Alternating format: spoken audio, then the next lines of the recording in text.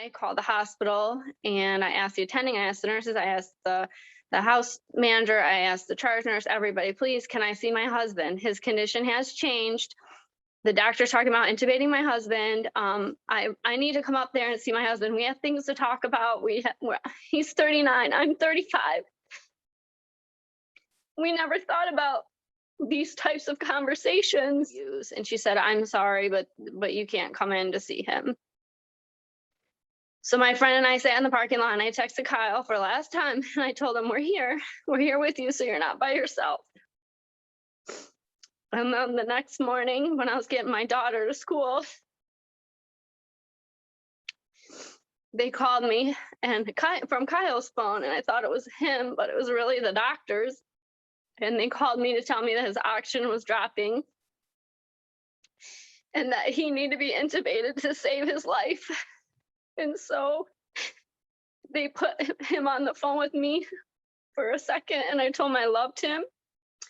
Don't be afraid, and I love you. And he said he loved me twice, and that is the last time I heard my husband.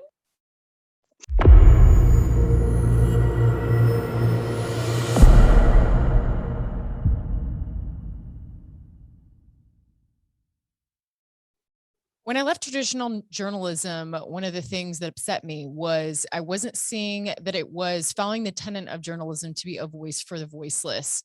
I think many voices are being silent, and particularly those that have every right and every reason and every drive to share their stories.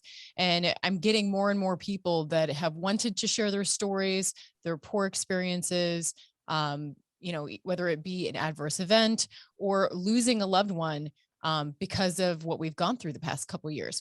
So it's horrifying to continue to hear from so many that have similar stories, but it's important to, again, be a voice for the voiceless and hear these stories. You experienced a loss and you feel like it's a loss that could have been avoided with the loss of your husband. But in sharing that story, did you feel like you were going to be inhibited in being able to share your story because it was surrounding something controversial? Absolutely, yes. I had heard, once I delved into more information about treatments and options and things like that and everything in the media, that there probably would be some pushback about the truth of the story. I heard a little bit about what was going on, but when this all started, I didn't know nearly anything. My husband had he did have sleep apnea, but otherwise he was a healthy 39-year-old man. So we never expected this. So I really didn't know too much about everything besides what was shown in the media. Telling my story is very difficult. And I feel like now more people are willing to listen and see what's really going on, because it's so hard to believe the truth and what really is going on.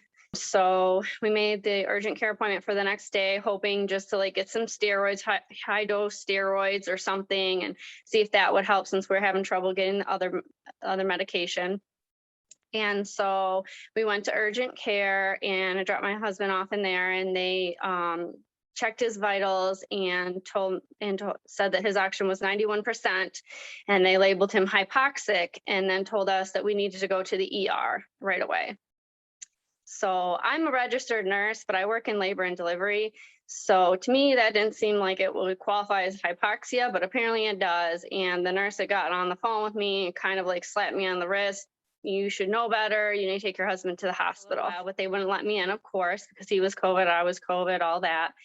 And then he texted me later saying that they were admitting him for observation. They did a CT, it didn't show any blood clots, but they did a chest x-ray, and they said from the chest x-ray that he had atypical pneumonia consistent with COVID.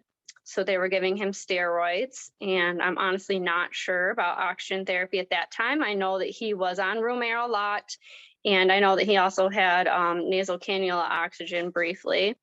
And they were giving him oral steroids to start. They did not give him any antibiotics or anything else.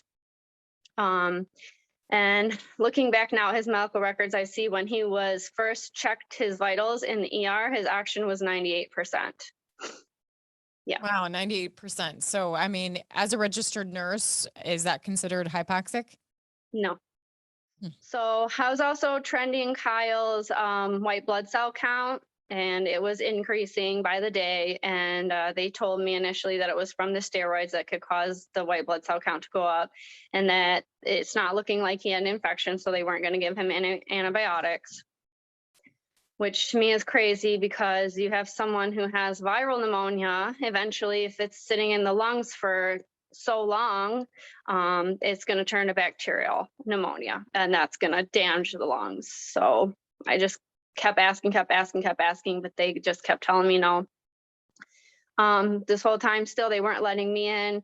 They said basically that they were not going to get behind it. They're not going to give my husband anything that would be harmful. And I said, well, what about It's that on his deathbed. What harm can it Exactly. do? He's already dying. You just want Yeah. to try something else.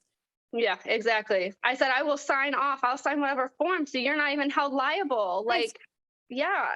And I told him, I said,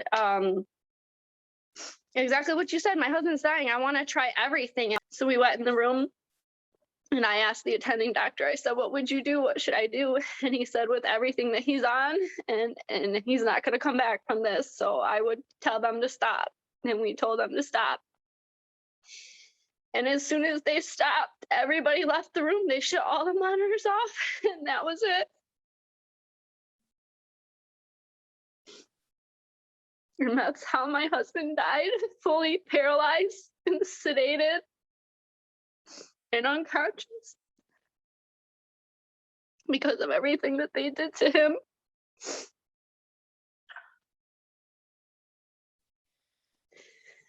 I'm interested in your insights as a registered nurse. I mean, you feel like you didn't get any additional respect whatsoever for being a nurse. I mean, the fact that another nurse would go and tattle on you, I just, what was that like? I kept fighting my feelings about what was going on the whole time because I couldn't believe this was really happening.